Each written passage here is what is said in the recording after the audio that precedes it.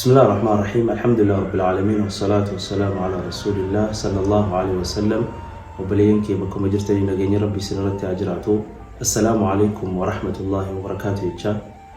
رمضان إيجا أكتيتو أكنتانيتس أكهندتو دبرسيني ربي سبحانه وتعالى رمضان خيني نروحا كبر خيري دلغندي تقول لي تاتو سني ربي ملكي واختبو غيان خن غيان إيدا guyyaa gartee rabbi irraa subhaanahu wa ta'ala yeroo gammachuudha waan gartee baatii guutuu dalagattee rabbii biraa waraqaa ragaadha takkaa'u sartifikeetaan rabbii subhaanahu wa ta'ala si gammachiisu gammachuu ati akhiraa arkattu sunii jecha rabbiin guyyaa tokko gartee kan ati addunyatti illee ittiin gammaddu si godhe inni sunis guyyaa iidaa jedhamu kanatu bobboleessa khiyya.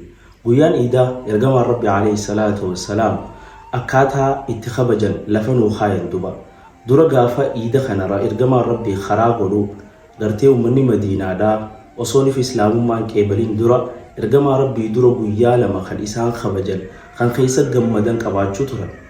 Ergamaan rabbii alayhi salaatu wassalaam guyyaa gartee keessatti gammadan san waan hin taaneen gartee gammachuu haraamin gammadan san lakkisiisee gartee tan halaal tana lameen tana bakka isinii buuse je'eeni isinis iida fitriitii fi iida adhaati duba. Iidni kun obboleeyyan kiyya gammachuun dabarsan ergamaan rabbi alayhi salaatu wassalaam iida jechuun yawmi aklin wa shurbin wa dhikri lillahi ta'ala guyyaa nyaataa fi dhugaatiidha guyyaa gartee rabbi subhaanahu wa ta'ala keessatti guddistanii hunjaa.